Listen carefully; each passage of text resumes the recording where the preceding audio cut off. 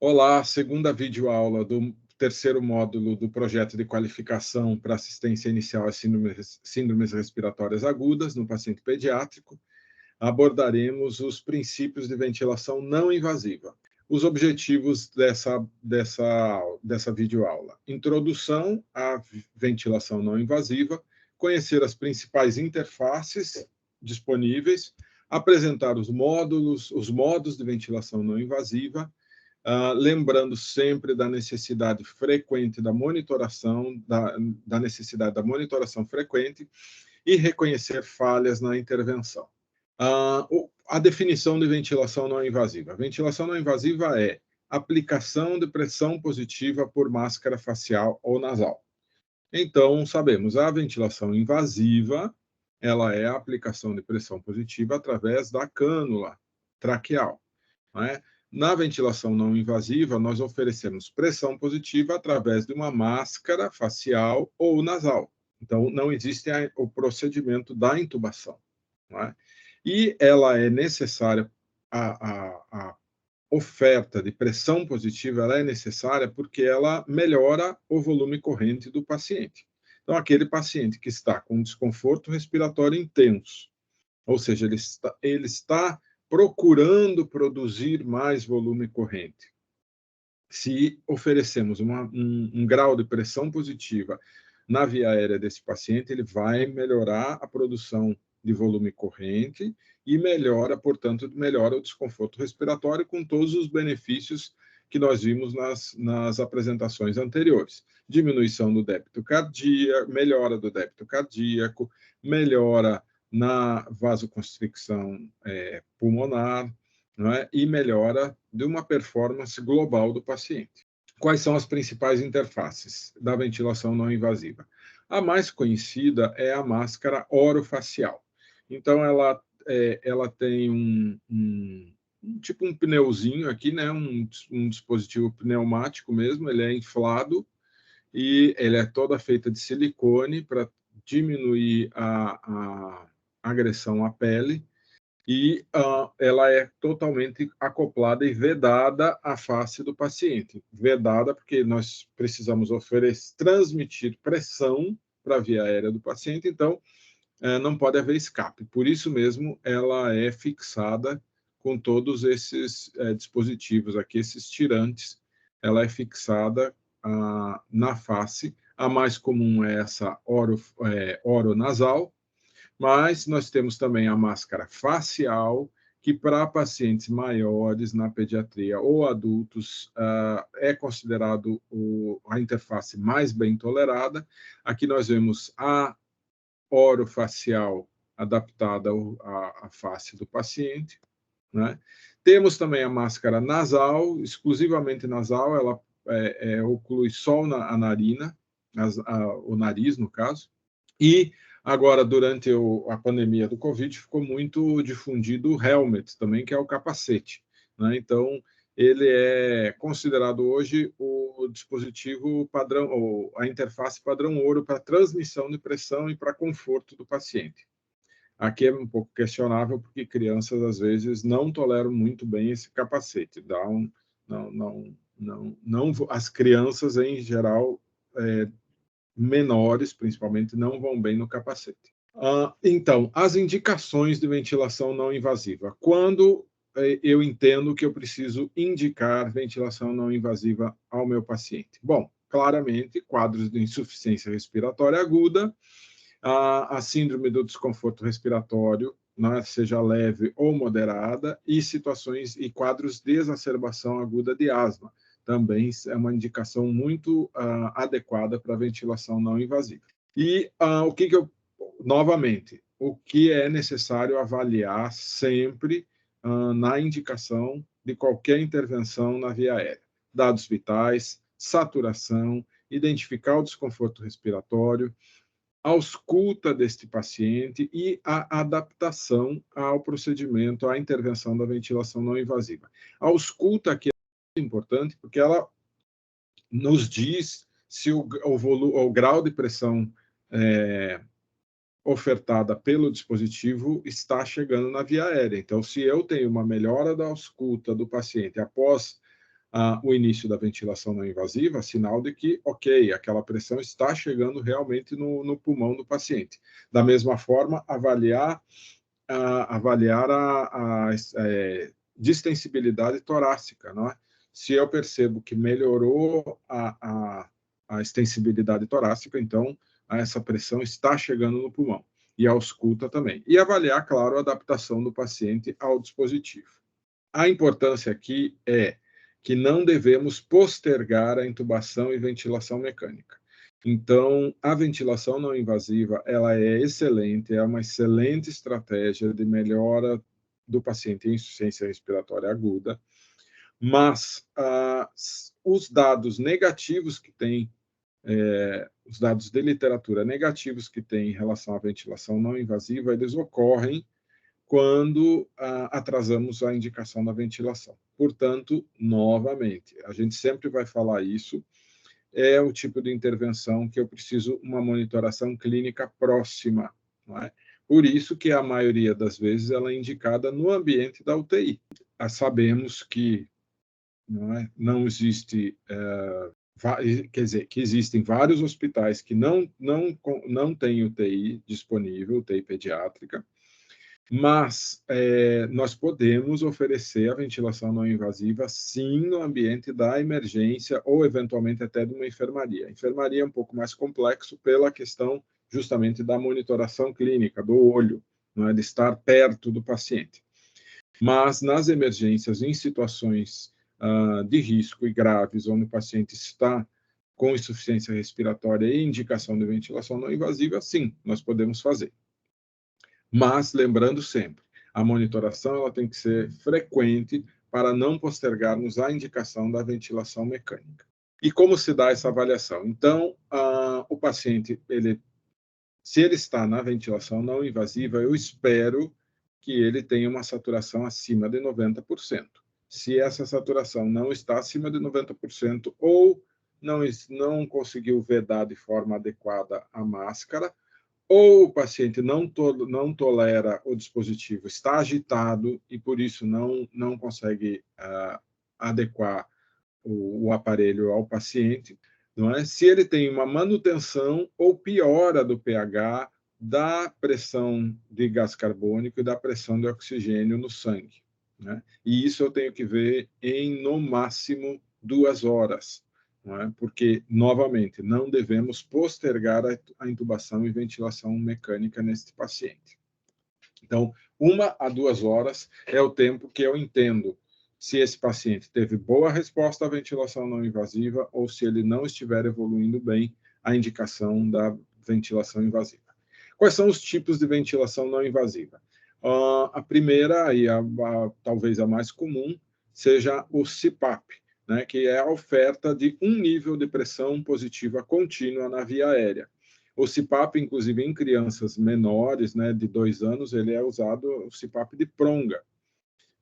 Não necessariamente a máscara facial, mas ele pode ser usado o CPAP de pronga. Inclusive nas unidades neonatais é muito difundido, né, o CPAP. É o mesmo aparelho, o mesmo dispositivo que a gente usa na pediatria. Mas, sim, ele é utilizado em pacientes com bom disparo da ventilação. Então, para ele tem um nível só de pressão, ele não oferece variação de pressão.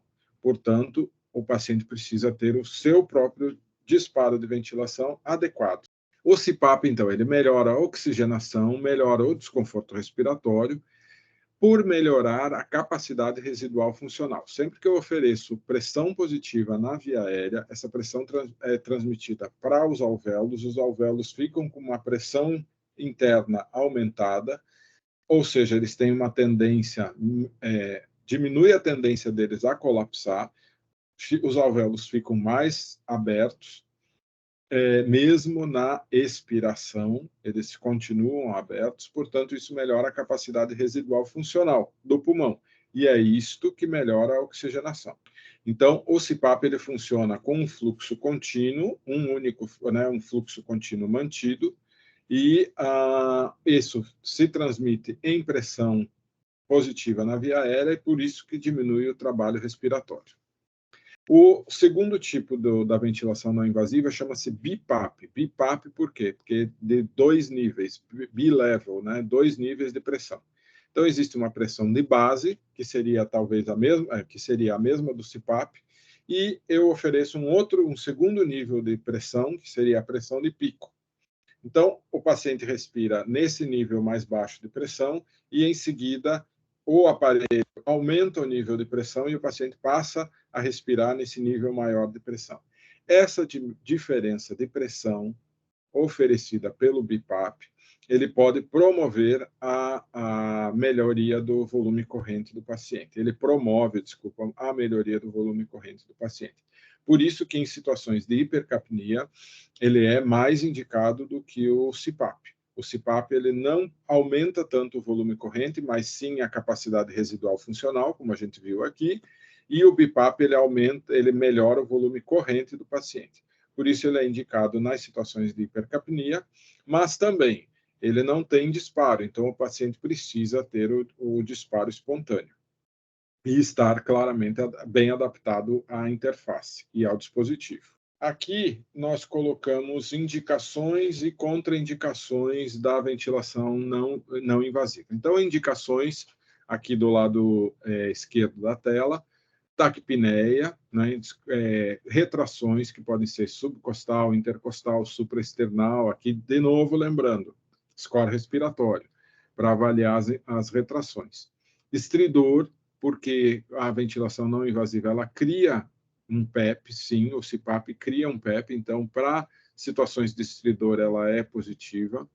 Uso de musculatura acessória, aleteu nasal e balanço da cabeça. Então, são situações de indicação da ventilação não invasiva. Contraindicações, não é? Pacientes que eu devo entender como talvez já adequados para a eleição para a ventilação invasiva. Claramente, em situação de apneia. Então, a apneia é claramente indicação de ventilação invasiva, intubação e ventilação invasiva. Em situações de hipóxia, em que eu preciso de uma FiO2 acima de 50% para uma saturação de 92%, é já uma indicação também de escalonar a intervenção.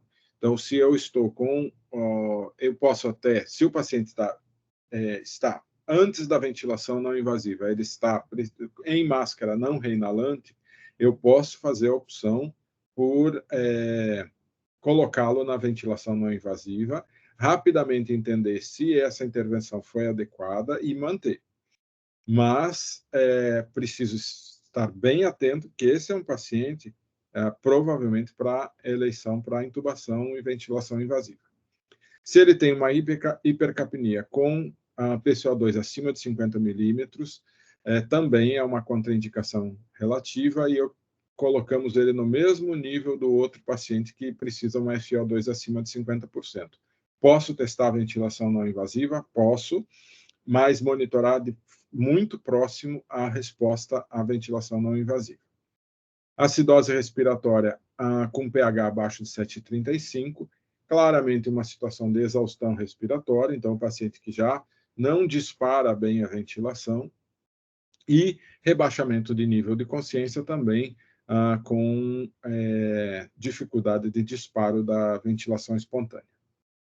Aqui a gente colocou interrogado porque existem as contraindicações formais, que seria a apneia, exaustão respiratória e rebaixamento do nível de consciência, mas esses outros indicativos de saturação, de PCO2 e do pH, eu posso fazer a tentativa da ventilação não invasiva e avaliar a resposta. Então, algumas perguntas que eu preciso fazer quando eu vou pensar em indicar a ventilação não invasiva. Então, o paciente tem sinais e sintomas de desconforto ou falência respiratória? Sim. O paciente tem indicação imediata de intubação? Não. Não é? Então, se o paciente tiver apneia ou for uma parada cardiorrespiratória, um Glasgow abaixo de 8, indicações imediatas de intubação, não é? Eu devo proceder à intubação e ventilação mecânica. Mas se ele não tem indicação imediata de intubação, eu posso e devo utilizar a ventilação não invasiva. E a outra questão é ele tem contraindicação de ventilação não invasiva. A contraindicação formal da ventilação não invasiva, algumas delas são malformações faciais, trauma facial, claramente, não é? É uma contraindicação absoluta, e como eu falei, a apneia. A apneia é uma parada cardiorrespiratória, é contraindicação de ventilação não invasiva. E aí, quais os pacientes que podem usar a ventilação não invasiva? Então, o paciente de insuficiência respiratória do tipo 1, utilizando FO2 entre 22% e 50%, com desconforto leve a moderado, né, com normocarbia. Esse é o paciente mais leve. Se eu tenho um paciente com insuficiência respiratória do tipo 2, que ele precisa de uma FO2 acima de 50%, ele tem um desconforto respiratório mais grave, hipercapnia, com PaCO2 acima de 50 milímetros de mercúrio. Então, esse é o paciente mais grave, e nós vamos entender que dispositivos podemos usar para cada paciente desse.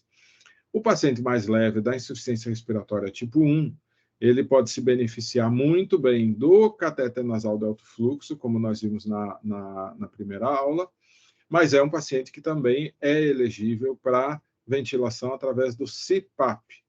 Então, esse paciente, não temos catéter nasal de alto fluxo disponível. Na minha unidade, não tenho catéter nasal de alto fluxo. Posso indicar o CPAP? Devo indicar o CPAP.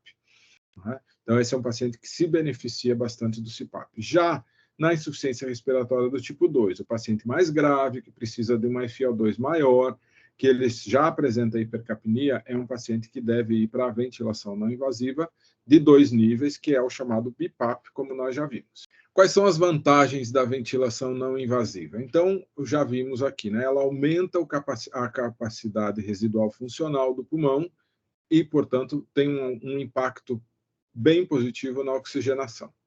Ela promove estabilização da caixa torácica.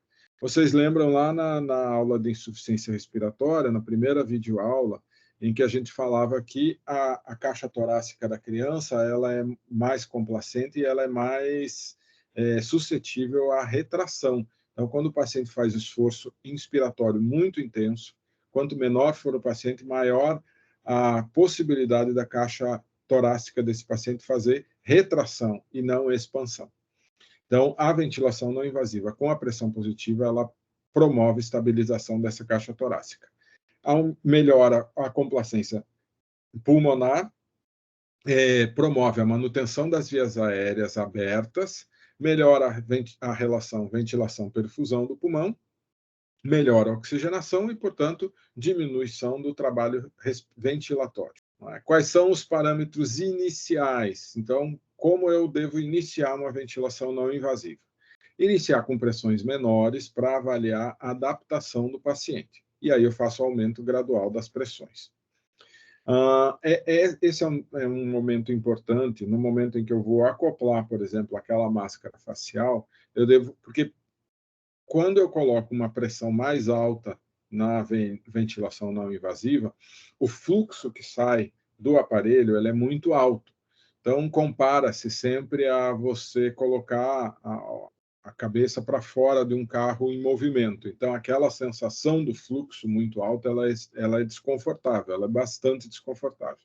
Então, para adaptação, eu começo com um fluxo menor, com pressões menores, mas rapidamente eu evoluo para a pressão mais adequada do paciente. Então, aumento gradual das pressões, mas de uma forma rápida, eu não posso perder tempo na ventilação não invasiva. E qual é essa pressão? A pressão que promove melhoria do paciente. Então, de novo, monitoração de frequência respiratória, frequência cardíaca, score respiratório e a saturação basal acima de 92%. Então, são esses dados que eu uso para entender se o paciente realmente está tendo melhora com a ventilação não invasiva. Avaliar a necessidade de sedação leve. Tem pacientes que não vão tolerar ou não vão conseguir se adaptar à máscara facial ou máscara oronasal, e eu preciso sedar esse paciente, sedação leve. Então, preferencialmente, de forma inicial, sedação intermitente, e, eventualmente, se identificar necessidade, pode até passar para uma sedação leve contínua. Não é o foco dessas apresentações agora, mas o item sedação, ela mereceria uma aula à parte, mas não é o foco agora, o foco é a assistência inicial à síndrome respiratória aguda. A outra situação que a gente coloca como bastante importante é essa monitoração pelas 2 horas da ventilação não invasiva, que são chamadas as golden hours, né, ou horas de ouro da ventilação não invasiva. São 2 horas onde eu devo identificar se o paciente respondeu à intervenção ou não. Se ele não respondeu à intervenção, lembrando novamente, não devo postergar a intubação. Então, nessas 2 horas, instituir ventilação não invasiva, eu preciso monitorar frequência respiratória, frequência cardíaca, adaptação do paciente ao dispositivo, a expansibilidade torácica, lembra que a gente já falou, é uma forma de ver se essa pressão está chegando realmente no pulmão. E a ausculta respiratória também, assim como o score respiratório. 2 horas eu avalio todos esses itens aqui e entendo se o meu paciente está respondendo bem à ventilação não invasiva ou se eu devo escalonar para ventilação invasiva. Preditores de falha na ventilação não invasiva. Então, comorbidades graves, né, com talvez a que impacte mais na indicação da ventilação não invasiva são distúrbios neurológicos, por exemplo, um paciente com convulsão, claramente não é um paciente que deva usar ventilação não invasiva, além de alterações cardiovasculares, um choque associado, não é? Uma insuficiência cardíaca congestiva ou insuficiência respiratória grave, falha na melhora, não é? Como nós já vimos, 2 horas para identificar a falha na melhora. Baixa tolerância à interface, o paciente simplesmente não conseguiu a máscara, não é? Ou então eu identifico necessidades de aumento frequente de pressões, o paciente, cada vez eu estou precisando, nessas 2 horas de monitoração, eu precisei diversas vezes aumentar o nível de pressão da ventilação não invasiva, não é? Ou um pH abaixo de 7,25 nas 2 horas de monitoração da ventilação não invasiva.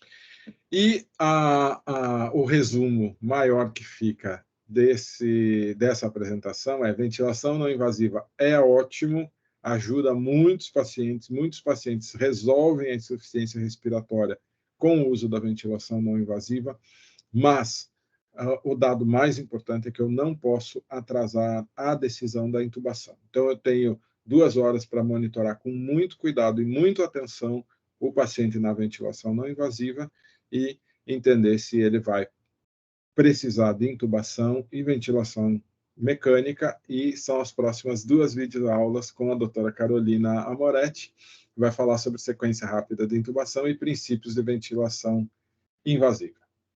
Muito obrigado. E lembrando sempre para vocês, nós teremos as web aulas, não é? Que são principalmente para tirar dúvidas, para podermos comentar sobre todo esse conteúdo discutido até aqui. É importante que vocês tragam realmente as dúvidas que vocês têm dos serviços onde trabalham. É importante, se conseguirem selecionar algum caso clínico que vocês tenham atendido recente, de forma recente, né? Situações clínicas desafiadoras que vocês passaram, é importante trazer para essas web aulas, justamente para a gente poder ter, nesse momento que temos a oportunidade de colocar esse conteúdo todo em conjunto com a prática clínica de vocês.